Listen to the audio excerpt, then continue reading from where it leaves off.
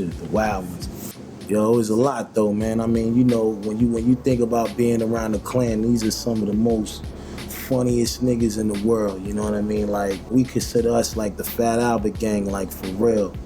But it was one particular story, like I'm gonna tell y'all, and you know, we was promoting our first album, Into the 36 Chambers. This album, you know, we was getting a lot of fame off of this album, and you know, we had these particular cities that was calling us right away. It was New York, definitely, Philadelphia, Washington, D.C., Baltimore, and Virginia. Them was the main markets that Wu-Tang had once we took off.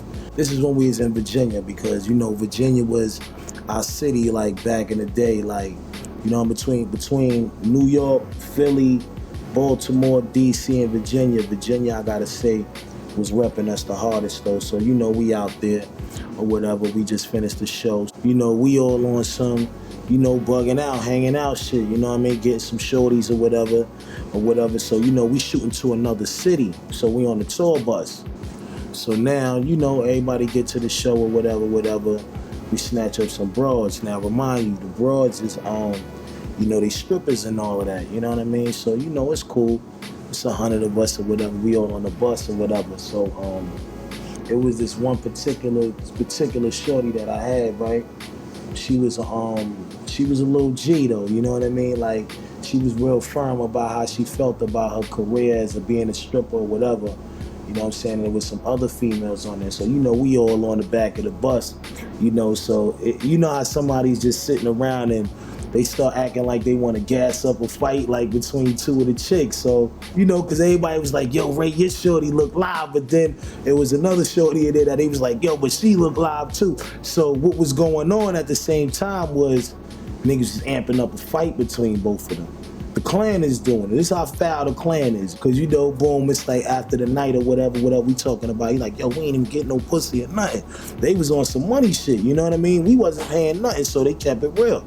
But being that we took them from out of Virginia to another city, it was like, all right, come on, y'all still rolling with us, it's all good. Now the girls start, you know what I mean? They wasn't feeling each other now because, you know, we saying certain things to compare both of them. So next thing you know, it started on some, we amped the fight up real quick. And, you know, my shorty, she was brolic. She was like, yo, you can listen to them if you want to. Don't let them get you fucked up. The next thing you know, everybody go, woo, like, you know what I mean? The sound. So the other girl, she wasn't having it. She was like,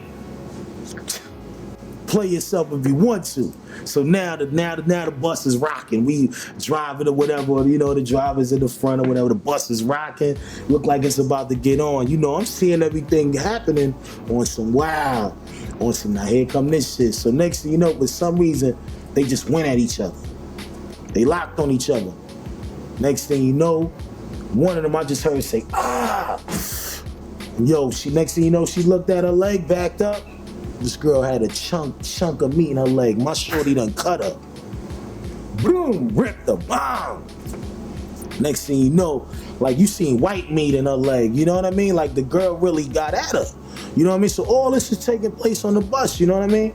So homegirl now, she, you know, everybody break it up, you know what I mean? Cause you know, everything happened so fast. It was like shorty was already on some, all right, keep listening to them, you know what I mean? My little shorty, like, keep listening to them.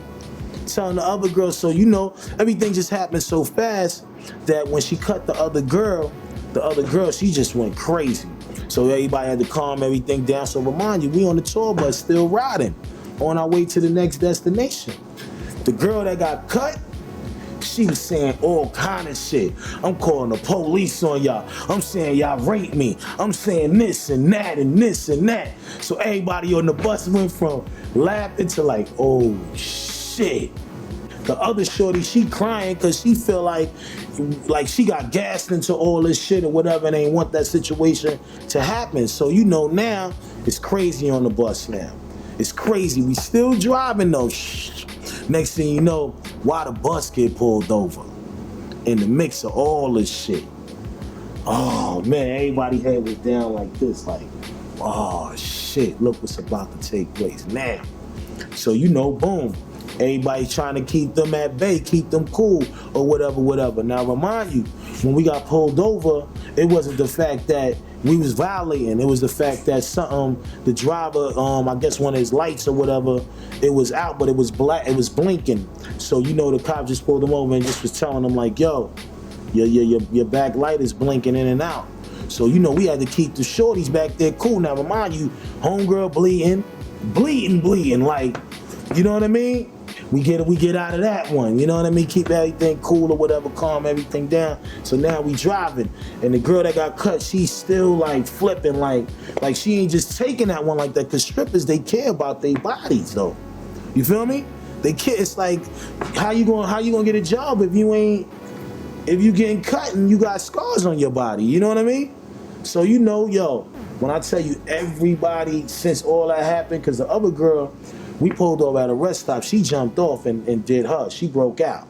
So it wasn't nothing we could do. Now we stuck with the one that got cut, which is the other shorty. So when I tell you every individual from the clan try to go over there and holler at her and keep her nice and cool and calm and tell her it's gonna be all right, help her fix a wound up and, you know what I mean, while you feed into it or whatever, she was not going for it. It was one individual that was able to make her chill. And to this day, that was a crazy, legendary moment. I'm not gonna say the individual that made her, you know what I mean, made her relax, but when I tell you, because we took her with us to the next spot. So automatically, her mind is crazy. She thinking about everything. Yo, this, that, this, I'm gonna say that. You know what I mean? Just adding up more shit or whatever. When I tell you that each individual, one of the clan members, try to go over and talk to her and calm her down, and nobody could pull it off. She was determined to do what she was gonna do. It was real though, you know what I mean? She was hurt that she got cut. She was like, yo, I'm talking about a chunk of meat, like, you know what I mean? Like it happened right on her thigh or some shit or whatever. She went ballistic. But that was definitely one of the memorable moments. Because we was looking at all kind of charges right then and there. I just know that, you know what I mean, homegirl, she shouldn't have fed into that shit, and it's like, I don't know, maybe she got plastic surgery done on her leg or something, but I seen white meat. Well, and on top of that same day, right before we pulled out, my man Benz got stolen by this bitch. So he getting on the bus, he tight. You know what I mean? Because it was a wild night the night before. Stole a nigga Benz. But check out how she did it. I guess she must have been a stripper and on some, he did whatever he wanted to do with her, but he ain't pay her. So she like, all right, cool, go to sleep. Nigga went to sleep, woke up, stole a nigga Benz. So now he calling the cops or whatever on her or whatever. It was just a crazy night that night though. That had to be one of the realest nights I've ever seen. He got the car back, you know what I mean? He definitely got his car back. They found his car in somewhere in North Carolina. I guess shorty just wanted to get back to her destination, and when she realized he wasn't paying and he wasn't, you know what I mean? And then fucked around, she said she tried to hit him with a rape case. So he had caught a case behind that.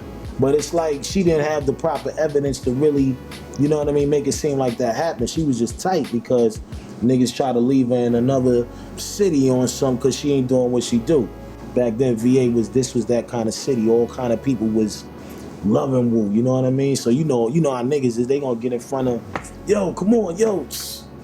But that was a memorable moment right there. My dad's like, police pull you aside, take that bass out of your voice, always call him sir, because what that dude is trying to do is get home safe to his family. He about nervous as hell pulling you over. I heard people talking about that verse before I heard it. And they was like, man, this new tribe, Fife, he coming, dude. Like, oh my God. Like, fools was like amazed, actually. Like, it was the dopest verse they ever heard. One of the original names I think we had was like Angels with Dirty Faces. We had all these different names, and Hank was just like, nah, you're the young black teenagers. And we were like, what? And your first record's gonna be Proud to Be Black was our first song. I think some of that music is pretty harmful. Some of that hip hop music, strip clubbish sounding, trap. I think it's harmful to kids, man. I don't think it's good for youngins, you know what I'm saying? I think the hip hop that we did in the 90s, that we continue to do now, today, relevant and all of that, is the way to go.